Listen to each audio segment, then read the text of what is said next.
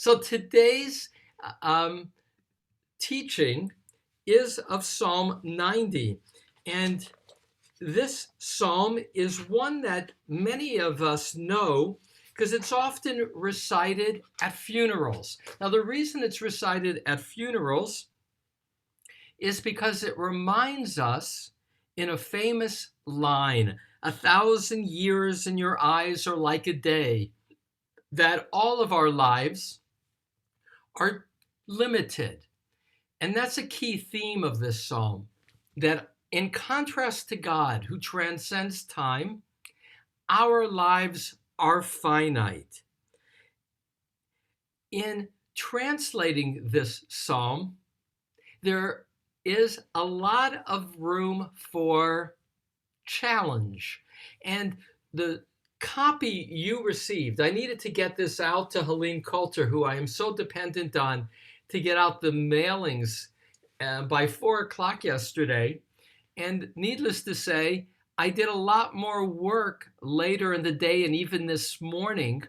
And in part, what today will focus in on, I'll share with you some of the choices of translation as a way to dig deeper into the poetic art, and then to highlight what the overall message is.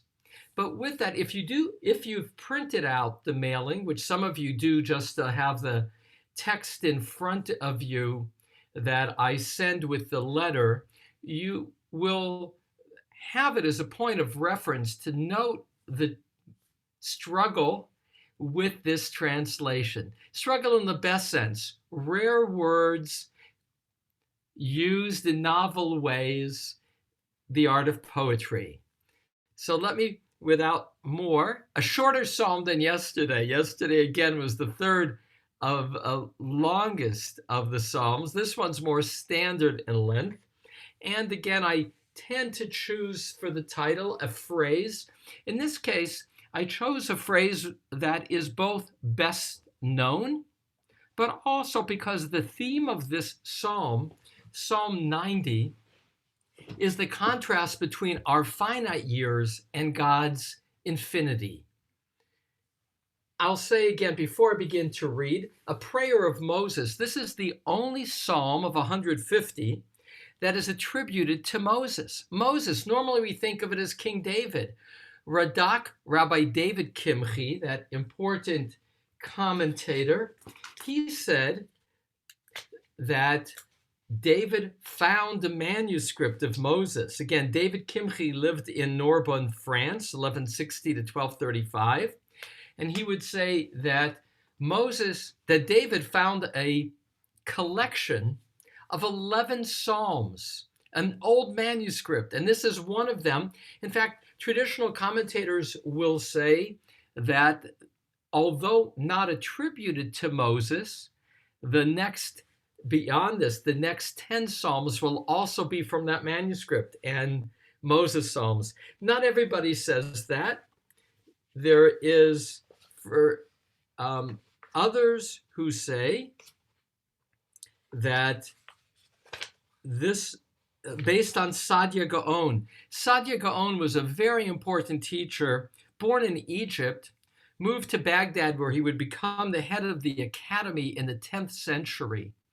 And Sadia Gaon says a prayer of Moses refers to the descendants of Moses who were well-known musicians in the court, and that too Radak will note as a possibility. But what gets picked up popularly in medieval commentators is that this is the psalm of no less than Moshe Rabbeinu. And I'll add one more little phrase, and then I'll read. The phrase, Ish ha-Elohim, a man of God, which clearly is not Moses referring to himself, but to the psalmist. That phrase occurs in Deuteronomy chapter 33. It's the only time it occurs. Deuteronomy chapter 33, verse 1. It's Moses' farewell song. It's the end of the Torah.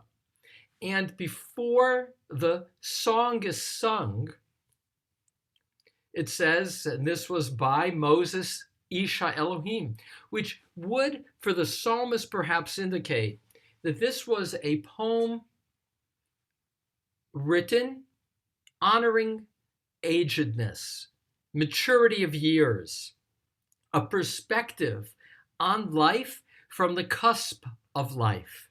All right, that's by way of introduction to the only psalm called Tfilah LeMoshe, in which Moses' name, in this case a prayer of Moses, is part of the title.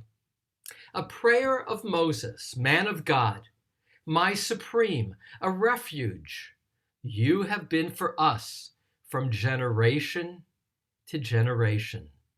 Before the mountains were born, and you had writhed in birthing the earth and habitable land from everlasting to everlasting, you are El. You return a human being to crush dust, and you say, return, children of Adam. For 1,000 years in your eyes are like a day of yesterday, which passes, and is a watch in the night. You stream them along, asleep are they, in the morning like grass sprouting. In the morning it flourishes and sprouts. Toward evening it withers and dries up. For we are consumed by your fury, and by your wrath we are terrified. You have placed our iniquities before you, our secret sins for the light of your face. For all our days pass away under your anger. We consume our years like a mutterance. The days of our years, and them are 70, and if with great might 80 years, and their pride is toil and fatigue, for shorn quickly and we fly away. Who can know the strength of your fury? And as you are feared, so is your anger. To number our days rightly, instruct, and we will acquire a heart of wisdom. Return, Adonai, how long? Bring comfort upon your servants. Satisfy us in the morning with your kindness, and we will sing gladly and rejoice in all our days. Make us rejoice according to the days that you afflicted us, the years that we saw evil. Let appear to your servants your deeds and your beauty upon their children. And may the delight of our supreme, our God, be upon us, and the work of our hands establish upon us, and the work of our hands establish it. As I'm reading it, I'm making mental notes of all the tweaks along the way and all the thinking. So let me share with you some of those translation issues. Verse 1, when it says, Hayita lanu, let me back up. Adonai ma'onata. That's the introduction. Adonai could be my master. I choose supreme because it's more gender-based and is elevating rather than dominating. My supreme, the key word here is ma'on. Ma'on is a word used on one other place in Psalms as a lion's lair, meaning a place where one is concealed away and protected. That's the other use of the word ma'on, which is to say that we dwell within God. God is our protecting place, our, if you will, makom. One of the words the rabbis chose in the Talmud to describe God is hamakom, that which is the place in which all dwells. Pointing, it's worth noting what's not mentioned in this psalm, and that is the temple, not mentioned. Sacrifice, ritual, not mentioned. This is a poem about God and Moses. And you have to know, Moses had a relationship with God even before there was a structure. God's relationship with Moses was face to face. And so here there's this quality about this relationship, unlike many psalms that are the longing for the temple. This is simply about our own passing years and God's infinity, and it's infinity that's the next phrase. Hayita lanu bedor vedor. You have been with us from, now this will get translated as from eternity to eternity. Oh, that'll come up, from everlasting to everlasting. But you've been with us from, across generations. And now verse 2 emphasizing God's eternity, but using language in verse 2 that otherwise is that of childbirthing. This is even going beyond most anthropomorphisms. We often speak of God in Psalms and in Torah in human-like language. What's dramatic here, and I'll share with you how the different translations are a little embarrassed to translate it. I have so many translations that I prepared. So here I got it. So verse 2, before the mountains were born, okay, Yoludu is again to give birth, were born. You, see, vit cholel eretz v'tevel. I translated as the way cholel. This word came up recently. It's a rare word. Cholel, I had it in a previous psalm last week, was whirling dances. So the cholel has the sense of motion, usually, and it's often understood as birth pangs, writhing in pain. You see a woman moving as she's giving birth. That's the word cholel. It has this motion to it, like the chalil. Remember I talked about the chalil being the flute and the sense of the motion. And so so here's some different ways that gets translated. I kept it with the literal. I kind of like this extreme anthropomorphism of God as mother, giving birth to creation, writhing in birthing the earth. Because again, cholel is the context of motion, of movement. So here's what others kind of soften it. Brought forth. Some would say not yet convulsed, like an art scroll, but convulsion, maybe because my wife's an epileptologist, for me is an epileptic seizure. So I'm not into convulsions. So I didn't like the word convulse. And it literally, again, means writhing in the birthing process, writhing because of the motion. Some soften it, like Martin Cohen, to say conceived, but that's even before there was birth. And this is a description of birth. Popularly, it's translated as you had labored the earth and habitable land. Labor meaning giving birth, but without the sense of the motion. That's a step too far. So they kind of clean it up, if you will. So hence a choice I made to convey something dramatic for me. The image of God birthing the earth and writhing, moving. But I love that dynamic, and that's the paradox of this psalm. God has given human-like metaphor and simultaneously is everlasting to everlasting. Me'olam ad olam. Some translate as from eternity to eternity, or listen to Art Scroll, from before the world until the end of the world, adding to the image. But for me, from everlasting to everlasting means infinite. It's a way, olam ad olam ata'el, from everlasting to everlasting, from eternity, from as a matter of infinity, you are ale. So verse 2 is so powerful for me. This contrast between anthropomorphism and otherness. And that, I think, defines our relationship with God. I mean, just speaking to God, just writing a psalm to God implies that you can have a conversation with God. That's a quality of anthropomorphism. God is the other to whom we speak. And yet, in speaking to God, we acknowledge that God is not like us. And next verse, for 1,000 years in your eyes are like a day of yesterday, which passes and is a watch in the night. many translations, but here in Hebrew, this one I finally solved.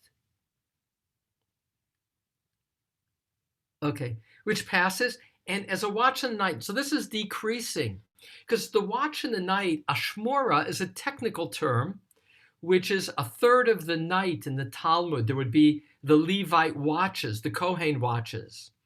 So it goes from 1,000 years to a day to a third of a night, which is to say, our years are so short, and we humans live with so little awareness of the brevity of our lives. You stream them along, ziram tam, many translations, because it's an unusual phrase. Some will say you flood them, or you draw them into sleep. You stream them along. Asleep are they, meaning we, people, are oblivious to how the years are going by. In the morning, like grass sprouting. So there's the sense of the freshness in youth, of sprouting forth.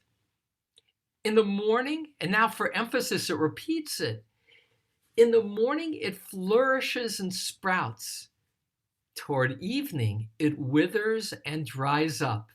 That's a metaphor we've seen elsewhere in Scripture, and also a kind of a metaphor identified of another reason this psalm is read at graveside.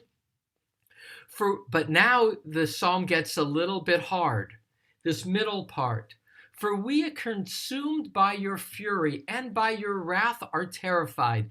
And a commentator pointed out that this sounds like fire, and this follows, the grass is now all dried up, and then there's the fire of God, which just makes it combustible. So that's the sequence of this flow.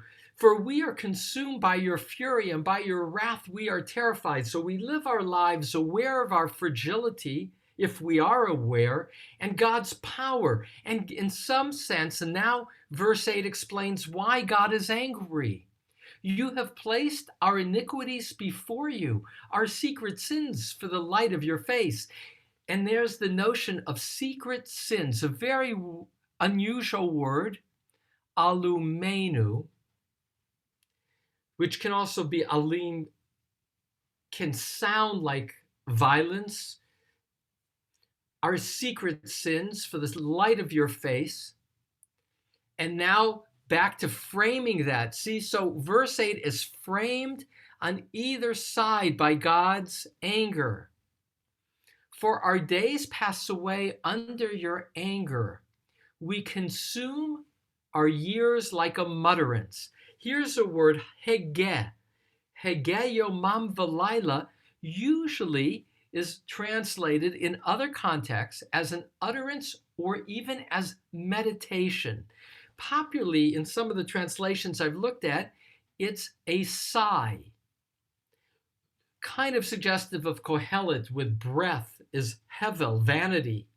But I chose mutterance, that's somewhat original, because the image, sometimes it's hege is the moving of the lips, but without making intelligible conversation as how it's usually used. And there's the sense that our words also aren't necessarily purposeful and impactful. They're like muttering. We consume our years like a mutterance. When we're unconscious of our limited years and the purpose of our lives, it's just like our words aren't being purposeful.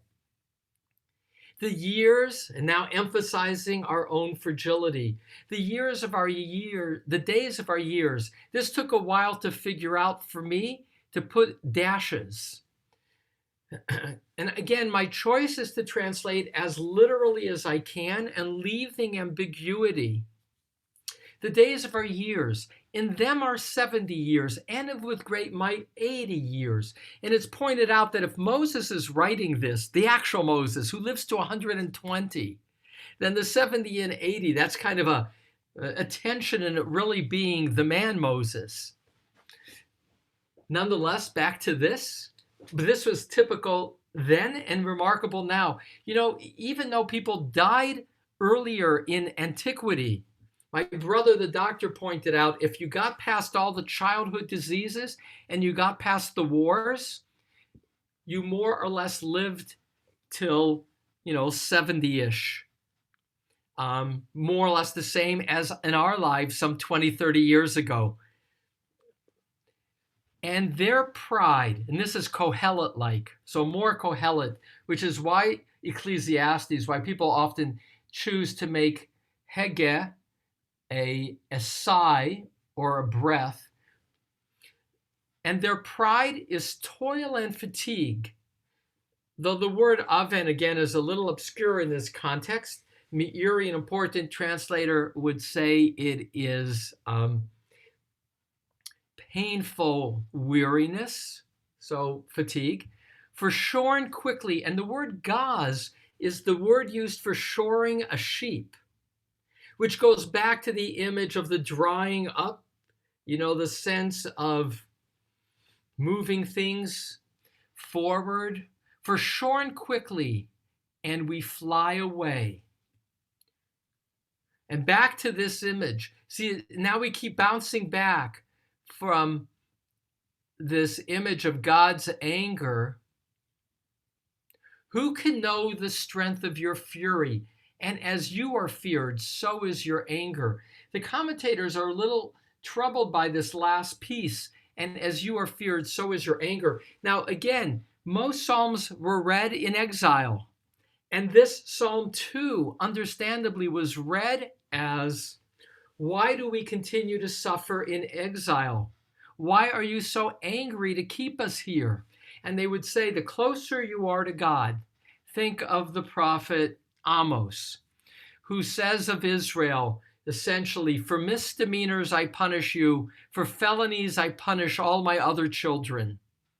And so here, the rabbis often comment to the closer we are to you, the more you judge us with sensitivity of what are our possibilities. Hence, and as you are feared, the more you are a focus, so is your anger, so is your expectations adjusted to have high expectations. And now to pull this to its close, now we ask God for guidance to number our days or to count our days, Cain, rightly,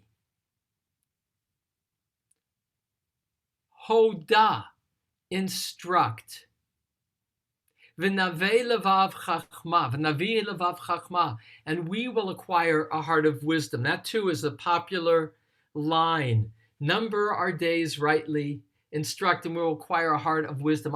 Here too, my translation is literal and my own. I didn't find that phrasing in the translations, which try to smooth it over a little bit, so that they're usually like, teach us to number our days with meaning. They'll add a few words. So it's not just the number, but emphasizing a life of meaning. And now we say, and again, you can hear simultaneously the sense of exile in verse 13, and you can hear as well the sense of what the psalmist is longing for is closeness to God. Despite a life that is fleeting, there is the yearning for closeness to the infinite. Return, Adonai, exclamation. How long, dash, dash, dash, will you be distant? Bring comfort. Nachamu, nachamu, ami, the prophet chanted to the exiles. Comfort, comfort, be my people. Bring comfort upon your servants. And again, this is now speaking on behalf, these are the words of a psalmist on behalf of community. Satisfy us in the morning with your kindness, and we will sing gladly and rejoice in all our days. Be in that relationship with us. Make us rejoice according to the days that you afflicted us, the years that we saw evil. Again, back to the image of exile. For all the years we were in exile, may we celebrate in our land. Or simply turn from affliction to enable our rejoicing through your leading, through your teaching. Let appear to your servants your deeds and your beauty upon their children. Now, again, it's an old person, perhaps, in terms of the phrase, Isha Elohim. And so there's now this shifting to upon their children, the next generation. And here's a subtlety in the closing line. And may the delight, the word noam, like hine matovu manayim, manayim means pleasant, how goodly it is, how pleasant it is. That word naim, delight, in the Bible is only used in the context of relationships. It's the delight of a relationship, not just like pretty, aesthetically. And may the delight of our supreme, and I chose delight, that also is distinctive as a choice. And I like the image of light because we're back. This takes us, look at this. This is the brilliance of this poetry. Look at this word, noam, right? See, verse 17, the second word. Go to the very beginning.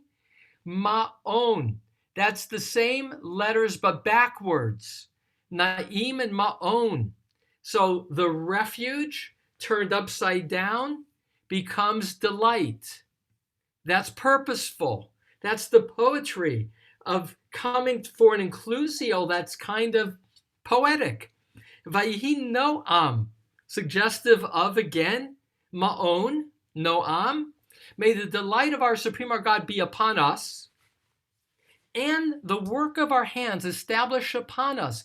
That means even though our lives may be fragile and fleeting, at least let our work be enduring. The work konana is often translated as steadfast.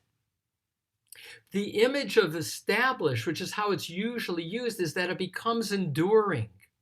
So, and the work of our hands, let it be enduring upon us.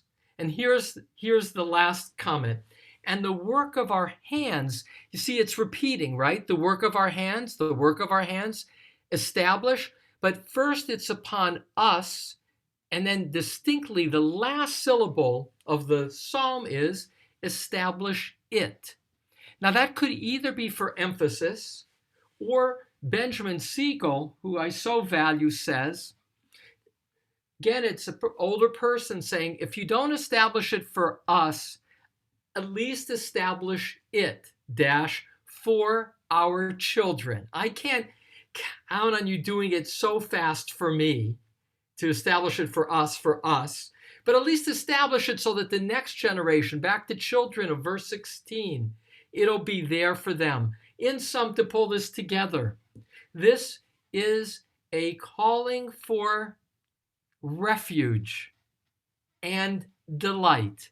That same word, ma'on and noam, with the in-between acknowledging that in contrast to God, in whom our lives are lived, and at best are lived with delight, the light of God.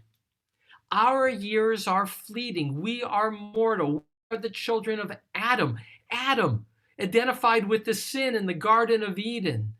For we have hidden sins. We have things we do wrong. And we know, God, you are watching, and that you expect more of us precisely because we yearn for closeness to you. Nonetheless, be close to us. How much longer will we feel your distance? Embrace us. And last, even though our lives are fleeting, may what we do with our lives, may that be enduring. All right, that's a riff on the meaning of the flow I shared today in honor of Shirley. I'm so delighted to be able to honor Shirley today. The sense that, if I had another hour, I could, kind of put up and share all the various translations of these words I've pointed out, which again is the nature of poetry. And that is, words are used in often novel ways, often rare words that lead to different possibilities. With that, I eagerly await some of your thoughts or reactions to Psalm 90? Alex, go right ahead. First comment I'd like to make is I've found verse 4 to be very useful in discussing science with a young Earth creationist. When they insist that a day is a day, I say a day is 1,000 years. Look, here's your biblical proof. And oh, that's very nice in terms of somebody who's a literalist. Yeah. Yeah. And then as to the very last verse, verse 17. Yes. It's my understanding is that we're praying that God allow us to take part in the work of salvation. That the God allows us to make this the work of our hands. That's beautiful. As well as just bringing down. That's beautiful and added a dimension to what I shared. Thank you, Alex. Let me respond to the two things you shared. One is this line, for 1,000 years in your eyes is like a day of yesterday. On Tuesday next week, we're all in for a treat in that I'm honoring Amy Robinson Katz, who many of you know from our services. She's a magnificent writer of music to Psalms. And she told me a story in regard to having written a song. She was busy this morning. I checked in with her, but she was busy. She wrote music to the line Alex just quoted, for 1,000 years in your eyes are like a day. And she said what prompted her to write that particular melody, and this line of Psalms came to her, is she was up in the redwoods looking at a cut tree and saw that 1,000 years was like 2 fingers in terms of the rings around the tree. And for her, the image of 1,000 years being 2 fingers in that context, she found very moving. And it made her think about how, from God's perspective, time is very different than it would be for us. So, bottom line, maybe I'll talk her into even singing that line next week as well. Psalm 91, which I'll be honoring her next week, she mentioned was her favorite psalm, and she's written music for that. So I'll leave time for her to do some singing on Tuesday next week. The last comment you made, Alex, I delight in terms of what it suggests. And again, it suggests, because that's the nature of poetry. It's not prose, it's suggestive, is may the delight of our Supreme be upon us. And then the same phrase, upon us, I'm now adding to your comment, Alex, and the work of our hands establish upon us, which means the upon us, which in Hebrew is aleinu, is suggestive of partnership with God. That when we are working, God's light is upon us and our work is upon us. And that's back to God. Quality of partnership by the repetition of that word aleinu for both God and our work. I haven't seen that in the commentaries, but it pops to the foreground, building on what you just shared, Alex, in terms of circling the word aleinu, upon us, and how it's used both for God and our work, equaling partnership. Thank you. All right. Another comment? Irene, go ahead. I just remembered that Ibn Ezra quotes that line in Psalm 90 to prove that A, the world was not made for man, like most of the Midrashic thinkers thought, and also that you cannot take the creation story literally, which your other, gentleman that spoke just said. So he actually said you cannot take the creation in 6 days, because of like what you said about the tree, that we might think of it, and he uses it in conjunction with Proverbs 8:22, and I was blown away when I saw that. It goes against what all the midrash. So we are just specks of dust, he said, and why should God have made the world for us, sort of thing, more than anything else. But it's mainly that the world, the days that are talked about are not days as we think of them, you know. Yeah. Well, Irene, thank you. Now, again, because I'm so delighting by the diversity in our class, both in terms of our own backgrounds, but as well as physically. And I'll just want to say for context, Irene is joining us from Manchester, England. We met through a CSP lecture on Elie Wiesel, and I'm delighted to have with Zoom Irene join us. And she's also a scholar who has written on Ibn Ezra. So just to give everybody context, something I delighted in, Irene, if you go to Wikipedia for Ibn Ezra, there are now 2 different choices of his birth and death in order to equal 75 years. So there's more than one date. So Ibn Ezra was a commentator born in Tudela, Spain, Yes, that's right, would die in Calahorra. No, died in England. No, Oh, he died in England. Oh. Yes, he was murdered. He was murdered. If somebody's ordered my book from your on Kindle in your Kahila, so you know my book is available in every university library in America.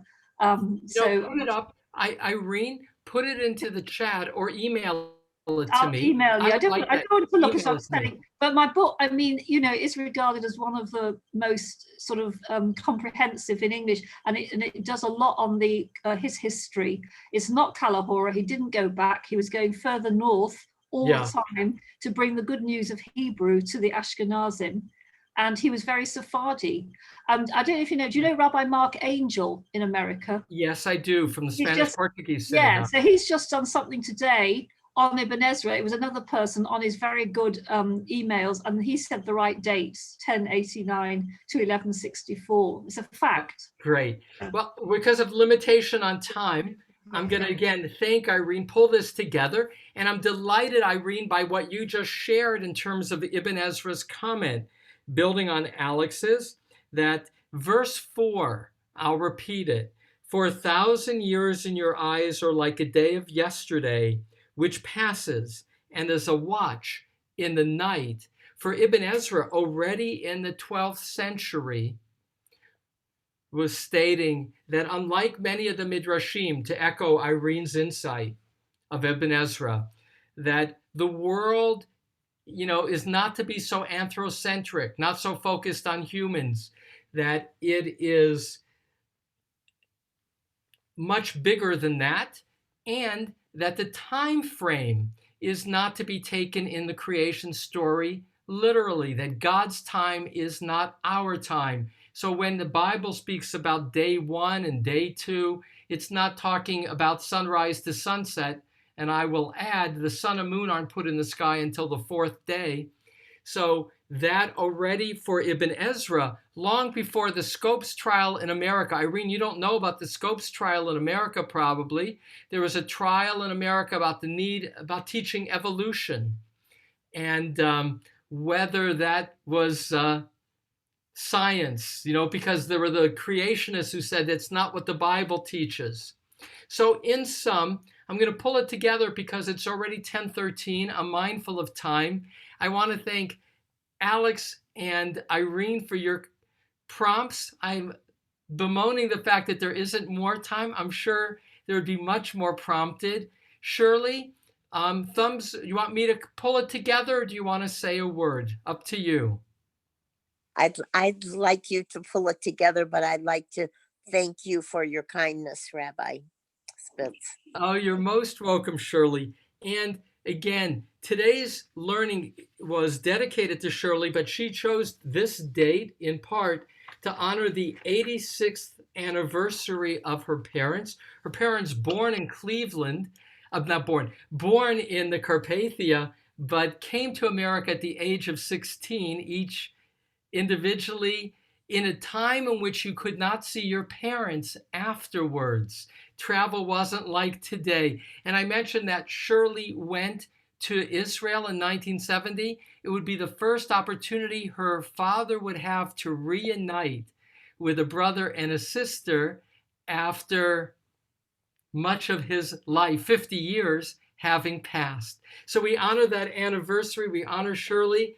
I invite Anybody who has a Kaddish honoring a loved one, I see Harris, who is honoring the memory of his son Noah, and others, if you are, we join together.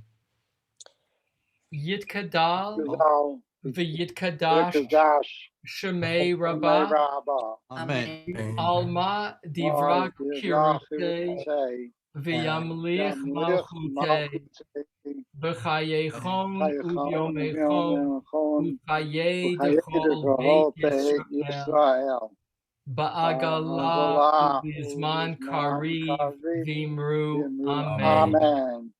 Yehi Shmei Rabba Mivarach Le'olam Le'omaya Yitbarach V'yishtabach V'yitba'ar V'yitromam V'yitnaseh V'yitadar V'yitaleh V'yitalal Shemei Dechusha B'richu Le'ela Mikol Birchata Shirata Tushbechata V'nechemata Damiran V'yoma V'imru Amen. Yehi Lama Rabba Shamaya V'chayim Aleinu V'kol Yisrael V'imru Amen. Amen. Osei Shalom, Shalom B'mramav Hu Ya'aseh Shalom Shalom. Aleinu Aleinu V'kol V'kol Yisrael Yisrael. V'kol Yoshvei V'kol Yoshvei Tevel Tevel. V'imru Amen. Amen.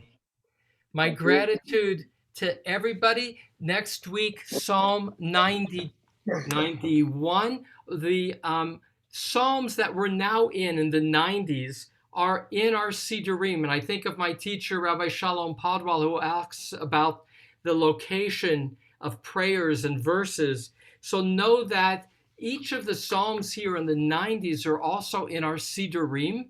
To prepare for today, for instance, I looked at the commentary in Siddur Lev Shalem. In that regard, I look forward to next week. The Psalm for Shabbat is next week, among others, 9:30 on Tuesday, Wednesday, and Thursday. To each of us, blessings of Shabbat Shalom. Shirley, thank you for being part of our class. To each of you, much gratitude.